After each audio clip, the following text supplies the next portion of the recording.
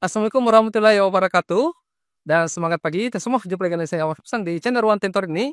Jadi pada video kali ini kembali kita melanjutkan ya pembahasan tentang soal-soal matematika untuk persiapan menghadapi UTL UMUGM tahun ini.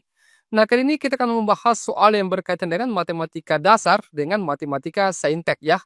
Baik, kita langsung saja ya masuk ke pembahasan soal-soalnya.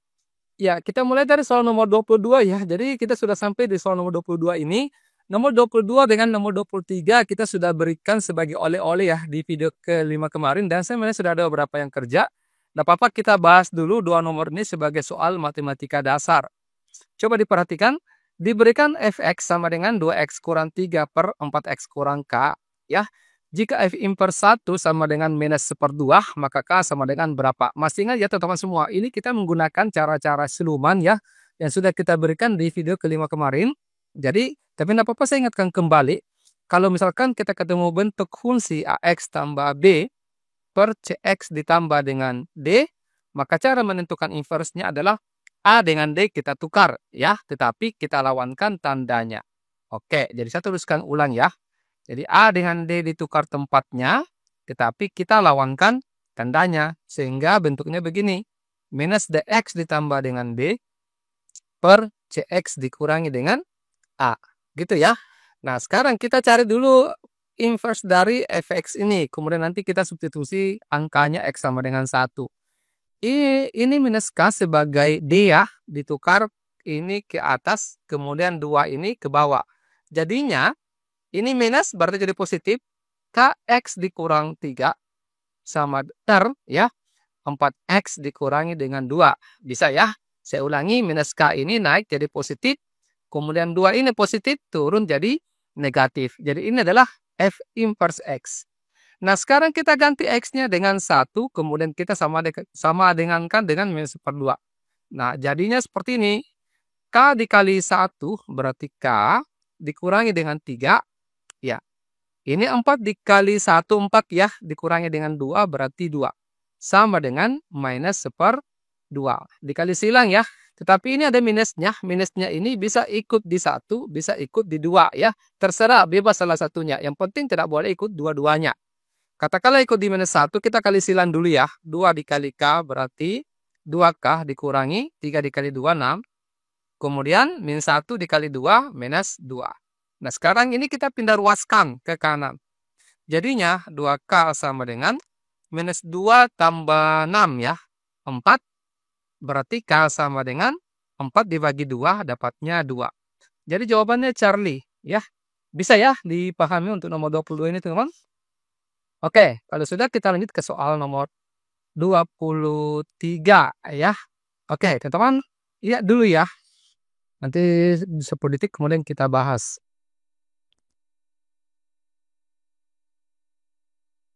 Ya, baik ya, waktu habis. Nomor 23 ini saya lihat sudah ada yang kerja juga ya. Jawabannya alfa yaitu minus 5.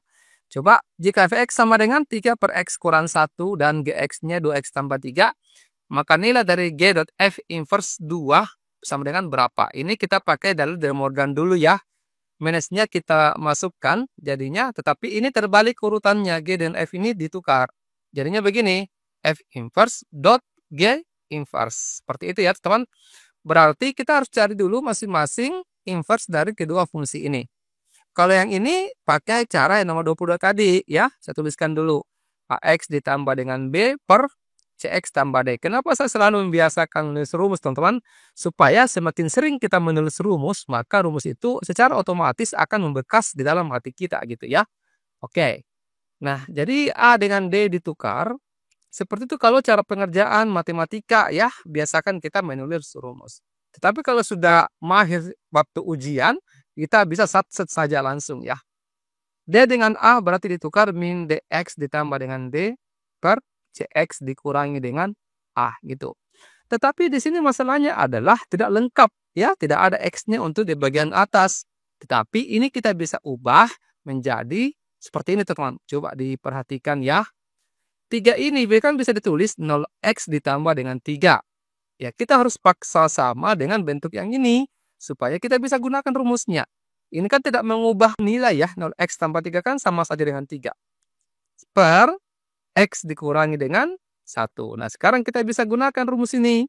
Ini ditukar. Ya, seperti itu. Nah, sekarang ini ke atas, ini ke bawah. Nah, min 1 naik ke sini jadi positif. Jadinya positif X ya, tambah dengan 3. Nggak usah ditulis angka satunya ya. Per X, 0 kan ke bawah jadi minus, tapi tidak ada sebenarnya minus 0 ya. Kalau kita konsisten, tidak apa-apa ditulis begini dulu. Oke? Nah, lalu bagaimana dengan GX? Ya, ini inverse-nya adalah pakai rumus siluman yang ya di video part 5 juga ya. Ini AX tambah B, di mana saya tulis ya. Di sini saja ya, tidak apa-apa ya. Ini AX tambah B, sudah acak-acakan ini. Inverse-nya adalah X dikurangi B per A. Gitu ya. Jadi ini inverse-nya adalah X kurang 3 per 2. Nah, sudah teman-teman. Ya, tinggal kita selesaikan baik-baik secara kekeluargaan ya. Ini tinggal kita masukkan di sini ya, teman-teman. F inverse-nya ini dia ya. X tambah 3 per X. Nolnya tidak usah ditulis ya. Dot G inverse ini X kurang 3 per 2. Nah, sekarang 2 ini kita masukkan ke X. Jadinya pelan-pelan saja ya. 2 dikurang 3 min 1 ya. Berarti min 1/2. Jadi ketika dimasuk di sini, itu menghasilkan min 1/2. Oke. Nah, min 1/2 ini kita masukkan lagi ke sini. Itulah jawaban akhirnya. Coba kita hitung baik-baik ya. Min 1/2 tambah dengan 3 per min 1/2. Oke, pelan-pelan teman. Ini kalau kita mengerjakan soal pecahan, ada satu pecahan, ada satu yang bukan. Tidak usah pakai cara menyamakan penyebutnya ya, lama sekali. Ini kita kali ke atas. 2 kali 3, 6. Min 1 tambah 6 itu 5. Ya, jadi 5/2. Ini min 1/2. 2-nya habis. Ya, sesama penyebut kalau sama nilainya bisa dicoret. Jadinya 5 dibagi min 1 itu minus 5. Jawabannya alfa. Ya, bisa dipahami ya teman semua ya. Kalau misalkan belum paham, bisa ditanyakan di bagian komentar di bawah video ini. Oke, kita next nomor 24 kita masuk ke soal matematika saintek ya teman-teman.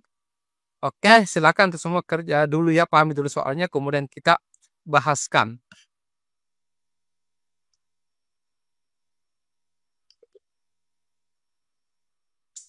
Ya, baik, waktu habis ya. Ini soal tentang fungsi trigonometri ya. Untuk soal ini teman-teman coba diperhatikan. Nilai minimum fungsi fx 2 sin x ditambah dengan cos 2x pada interval x ini 0 sampai 2pi adalah berapa? Ini sebenarnya teman-teman kalau kita mau kerja pakai cara biasa ya, itu makan waktu yang lama sampai subuh mungkin tidak selesai.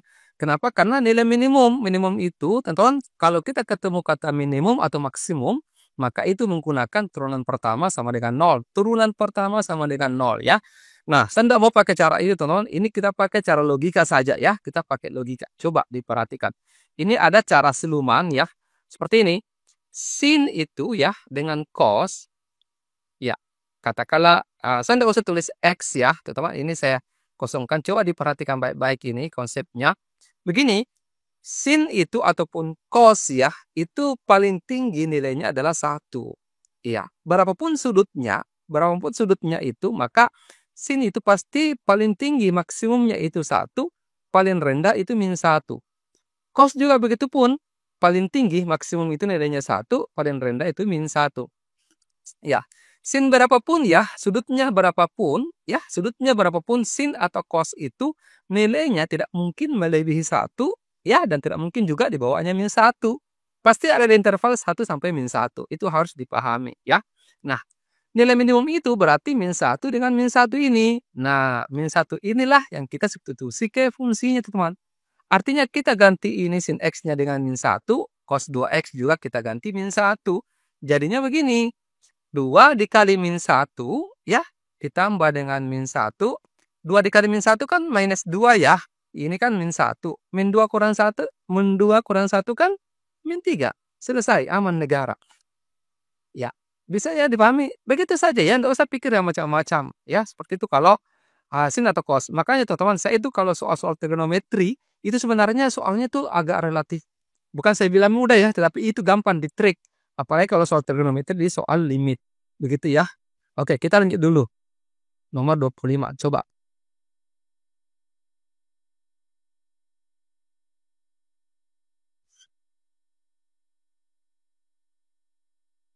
Ya, waktu habis ya untuk soal nomor 25 ini merupakan soal tentang vektor ya. Bukan piktor ya, kalau piktor itu pikiran kotor. Ini vektor. Coba diketahui vektor V itu A, B, J tambah 2K ya.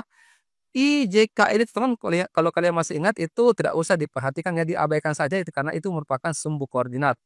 Vektor Q ini 1, 2, C. Biasanya langkah pertama teman-teman yang kita lakukan kalau mengerjakan soal vektor, kita tulis dulu komponennya.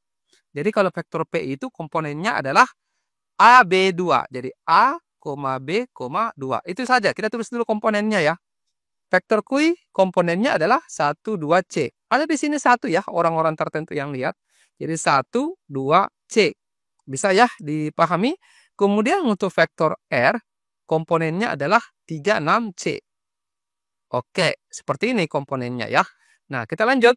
Dengan A, B tidak sama dengan 0. Jika P tegak lurus dengan Q dan vektor V P tegak lurus dengan R, maka ditanyakan A kuadrat tambah 4B kuadrat per AB.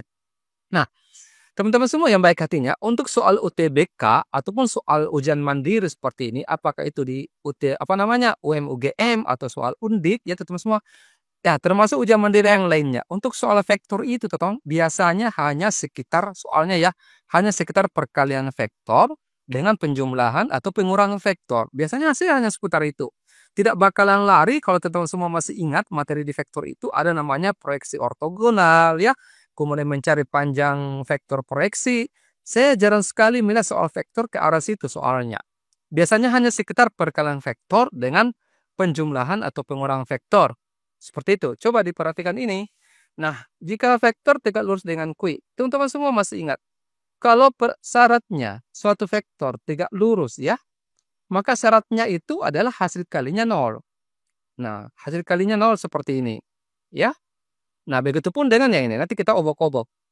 Nah, kalau perkalian vektor itu, teman-teman, adalah penjumlahan dari hasil kali elemen-elemennya. Maksudnya gimana, Kak? Kita kalikan masing-masing dan dijumlahkan. Misalkan begini, coba ya pelan-pelan dulu. Kita kalikan masing-masing elemennya ya. Jadi A ini pasangannya dengan 1, B pasangannya 2, 2 ini pasangannya C. Saya tuliskan begini supaya teman-teman semua paham.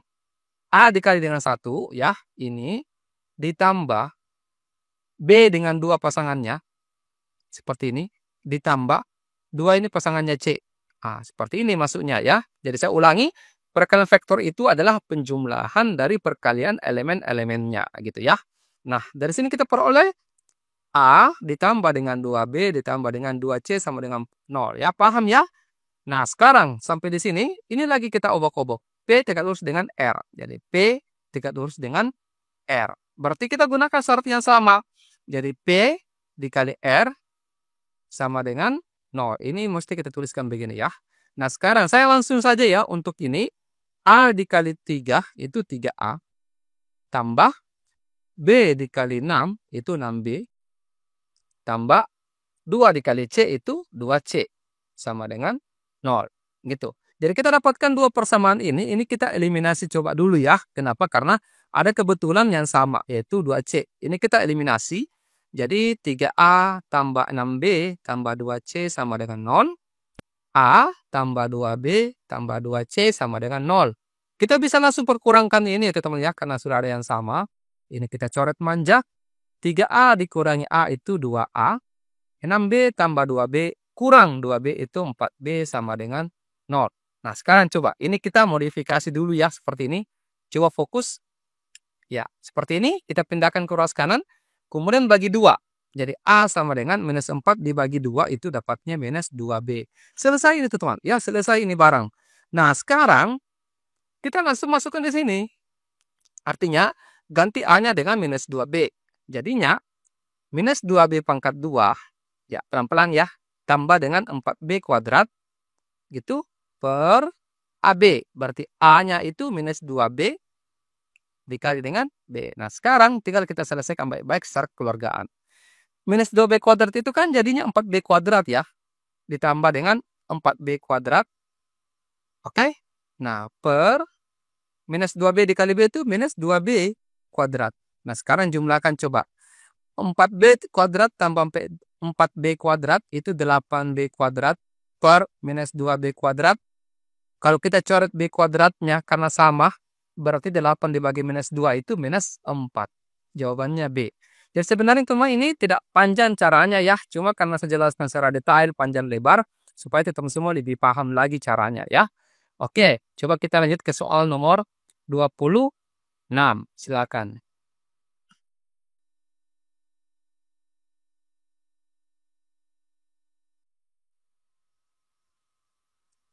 Ya. Oke. 26 ini merupakan soal tentang persamaan dengan nilai mutlak. Ini soal matematika saintek, tapi sebenarnya ini agak mudah dikerjakan, teman-teman. Mudah ditrik ya. Kita semua, untuk nomor 26 ini, kalau ketemu bentuk seperti ini ya, saya tuliskan bentuk umumnya dulu.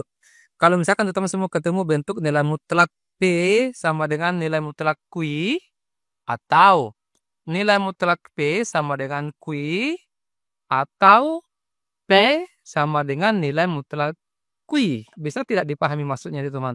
Ini sebagai P yang di ruas kiri sebagai P, Q ini yang di ruas kanan.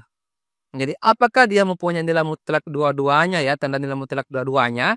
Apakah cuma satu saja di ruas kiri saja yang punya, ataukah di ruas kanan saja yang punya? Maka cara kerjanya itu kita kuadratkan masing-masing ruas gitu ya. Jadi kita kuadratkan masing-masing ruas seperti ini. Ya. Oke. Masih ingat tidak bentuknya kalau persamaan dikuadratkan begini? Nah, bentuknya begini. Ya. A kuadrat ditambah dengan 2 dikali A dikali B. 2 dikali A dikali B tambah B kuadrat. Seperti itu ya. Nah, kalau misalkan minus di sini, maka minus juga di sini, plus di sini tetap. Ya, bisa paham ya, teman-teman? Coba ini. Ikuti saja yang ini ya.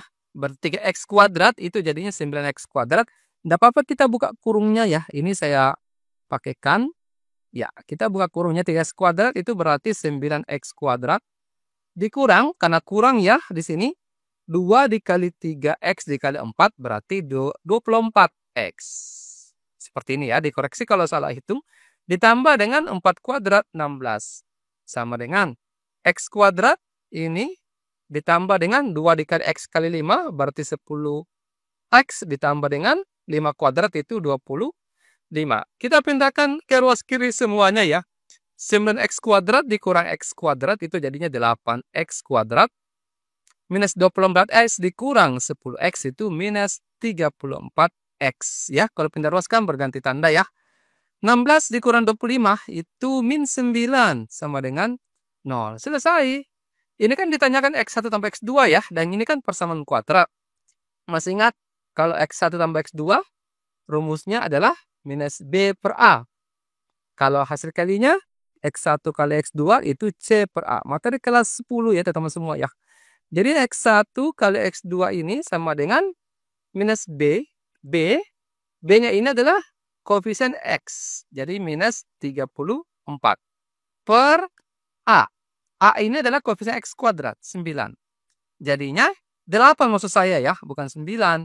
8. Yang ini ya. Oke. Berarti 8 ini. Jadi minus ketemu minus plus 34 per 8 masing-masing bagi 2. Itu dapatnya 17. Ya, 17 per 4. Charlie. Ya. Oke, bisa tidak dipahami ya teman-teman semua ya. Maka untuk soal terakhir ini saya jadikan oleh-oleh lagi ya teman-teman semua ya. Ini saya jadikan oleh-oleh satu nomor saja ya. Oleh-oleh ini nanti coba-coba diskusikan ya. Di-share ke rekan-rekannya di satu grup itu kemudian diskusikan. Dan kalau berkenan agar bisa dikirimkan di jawabannya di bagian komentar di bawah video ini ya. Nanti di video berikutnya kita akan bahas. Oke, saya kira demikian. Terima kasih banyak atas perhatiannya. Semoga kita semua bisa lulus tes ya pada UN UGM tahun ini. Saya akhiri. Wassalamualaikum warahmatullahi wabarakatuh. Dan semangat pagi.